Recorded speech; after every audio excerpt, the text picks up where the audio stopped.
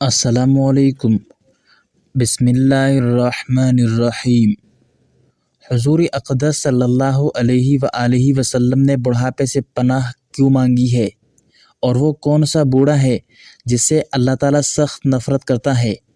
ناظرین، اللہ تعالیٰ نے انسان کے زندگی کو عام طور پر ان 4 مراحل میں تقسیم کیا ہے: بچپن، لڑکپن، جوانی اور بڑھاپا۔ پیدائش سے لے کر جوان ہونے تک یعنی ابتدائی 3 مراحل میں انسان کی رہائش و خوراک، خوشی و راحت، معاشی کفالت، شادی بیاہ اور دیگر مالی اور جسمانی اور اخلاقی تمام تر ضروریات کو پورا کرنے کے لیے والدین اپنی تمام توانائیاں قربان کرتے کرتے بوڑھے ہو جاتے ہیں۔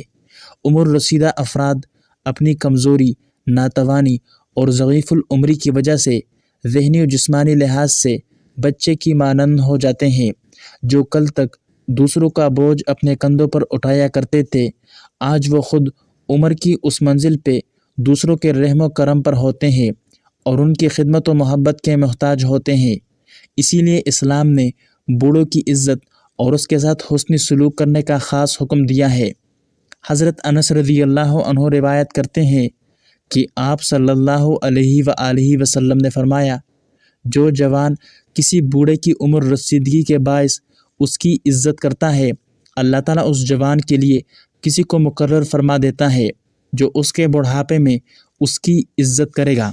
حضرت سہل بن سعد رضی اللہ عنہ سے روایت ہے کہ حضور نبی اکرم صلی اللہ علیہ وسلم کی خدمت میں ایک پیالہ پیش کیا گیا تو آپ نے اس میں سے نوش فرما لیا، اور آپ کے دائیں جانب ایک نو عمر لڑکا تھا اور بائیں جانب عمر رسیدہ حضرات تھے۔ حضور نبی اکرم صلی اللہ علیہ وسلم نے فرمایا، اے لڑکے، کیا تم اجازت دیتے ہو کہ میں یہ عمر رسیدہ لوگوں کو دے دوں؟ اسی طرح ایک روایت حضرت سیدنا انس رضی اللہ عنہ سے مروی ہے کہ نبی صلی اللہ علیہ وسلم نے فرمایا، جس شخص کو اسلام کی حالت میں 40 برس کی عمر مل جائے، اللہ اسے 3 قسم کی بیماریاں، جنون، کوڑ اور چیچک کو دور فرما دیتے ہیں۔ جب وہ 50 سال کی عمر کو پہنچ جائے تو اللہ اس پر حساب کتاب میں آسانی فرما دیتے ہیں۔ جب 60 سال کی عمر کو پہنچ جائے تو اللہ اسے اپنی طرف رجوع کی توفیق عطا فرماتا ہے جو اسے محبوب ہے۔ جب وہ 70 سال کی عمر کو پہنچ جائے تو اللہ تعالیٰ اور سارے آسمانوں والے اس سے محبت کرنے لگتے ہیں، اور جب وہ 80 سال کی عمر کو پہنچ جائے تو اللہ تعالیٰ اس کی نیکیاں قبول فرما دیتا ہے اور اس کے گناہوں سے درگزر فرماتا ہے، اور جب 90 سال کی عمر کو پہنچ جائے تو اللہ اس کے اگلے پچھلے سارے گناہ معاف فرما دیتا ہے، اور اسے زمین میں اسیر اللہ کا نام دیا جاتا ہے، اور اس کے اہل خانہ کے حق میں اس کی سفارش قبول ہوتی ہے۔ اب اس بات کا ذکر کرتے ہیں کہ حضور پاک صلی اللہ علیہ وسلم نے بڑھاپے سے پناہ کیوں مانگی۔ حضور اقدس صلی اللہ علیہ وسلم اکثر دعا میں چند چیزوں سے پناہ مانگتے تھے۔ سنن ابو داود میں حضرت ابو سعید خدری رضی اللہ عنہ سے روایت ہے کہ ایک دن رسول اللہ صلی اللہ علیہ وسلم مسجد میں تشریف لائے تو ایک انصاری صحابی ابو امامہ کو مسجد میں بیٹھے دیکھا۔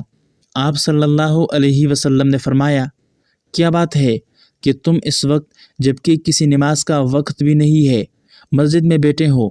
انہوں نے عرض کیا کہ یا رسول اللہ، مجھ پر قرضوں کا بہت بوجھ ہے اور فکروں نے مجھے گیر رکھا ہے۔ آپ صلی اللہ علیہ وسلم نے فرمایا، میں تمہیں ایسا دعائیہ کلمہ نہ بتا دوں جس کے ذریعے دعا کرنے سے اللہ تعالیٰ تمہیں ساری فکروں سے نجات دے دے اور تمہارے قرضے بھی ادا کر دے؟ ابو امامہ رضی اللہ عنہ نے عرض کیا، ضرور بتا دیجئے۔ آپ صلی اللہ علیہ وسلم نے فرمایا، تم صبح و شام یہ دعا اللہ تعالیٰ سے مانگا کرو، اے اللہ، میں تیری پناہ چاہتا ہوں فکر اور غم سے، سستی اور کاہلی سے، بزدلی اور کنجوسی سے، اور پناہ مانگتا ہوں قرض کے غالب آنے سے اور لوگوں کے دباؤ سے۔ ابو امامہ رضی اللہ عنہ فرماتے ہیں کہ میں نے رسول اللہ کی اس ہدایت پر عمل کیا تو اللہ تعالیٰ کے فضل و کرم سے میری ساری فکریں ختم ہو گئی اور میرا قرض بھی ادا ہو گیا۔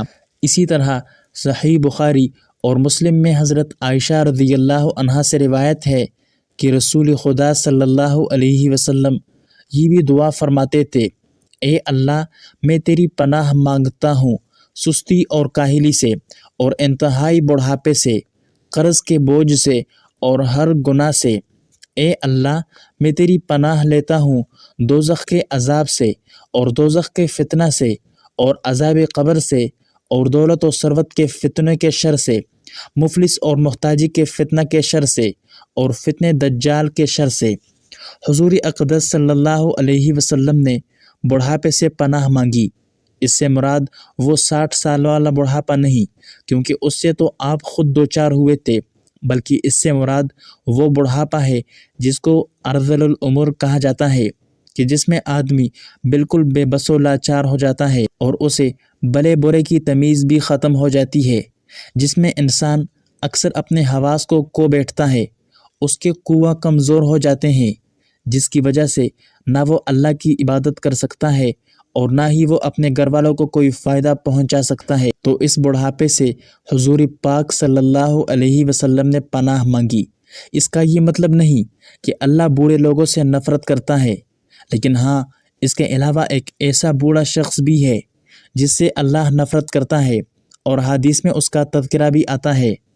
حضرت ابو ہریرہ رضی اللہ عنہ سے روایت ہے کہ رسول خدا صلی اللہ علیہ وسلم نے فرمایا، 4 آدمی ایسے ہیں جن سے اللہ کو نفرت ہے۔ نمبر 1، قسمیں اٹھا اٹھا کر مال فروخت کرنے والا۔ نمبر 2، متکبر فقیر۔ نمبر 3، بوڑھا زانی۔ اور نمبر 4، ظالم حکمران۔ اس میں تیسرا شخص ہے جس سے اللہ تعالیٰ کو نفرت ہے۔ بڑھاپے میں زنا کرنے کا مطلب ہے کہ اس کا مزاج بہت بگڑا ہوا ہے اور اس کا دل اللہ تعالیٰ کے خوف سے بالکل خالی ہے۔ اہل علم نے لکھا ہے کہ زنا کے اسباب و محرکات عموماً شباب، حرارت غریض، قلت معرفت، غلب شہوت، ضعف عقل اور کم عمری ہے۔ یہ تمام اسباب و محرکات بڑھاپے میں ختم ہو جاتے ہیں۔ لمبی عمر اور متعدد تجربات کے حصول سے انسان کی عقل کامل ہو جاتی ہے، اس میں جماع کے اسباب اور عورتوں کی شہوت کم ہو جاتی ہے، اور بچی کچی شہوت کو پورا کرنے کے لیے اس کے پاس حلال ذرائع موجود ہوتے ہیں۔ لہذا اب اگر وہ زنا کرتا ہے تو اس کا مطلب صرف یہی ہے کہ وہ ہٹ درم ہے، اس کے اندر خشیت الہی نام کی کوئی چیز ہی نہیں۔ اس کے علاوہ بھی حضور پاک صلی اللہ علیہ وسلم نے مختلف چیزوں سے پناہ مانگی ہے۔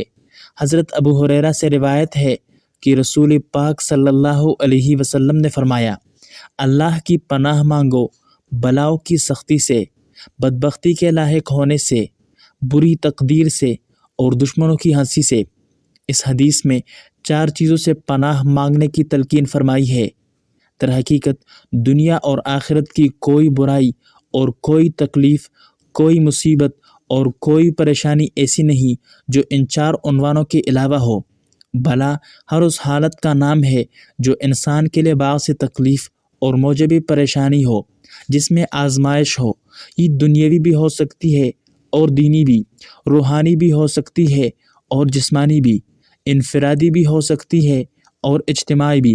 لہذا بلا کا لفظ تمام مصائب، تکالیف اور آفات کو شامل ہے۔ اللہ تعالیٰ سے دعا ہے کہ ان احادیث میں حضور پاک صلی اللہ علیہ وآلہ وسلم نے جن چیزوں سے پناہ مانگی ہے، اللہ ہمیں ان سے محفوظ فرمائے۔ آمین یا رب العالمین۔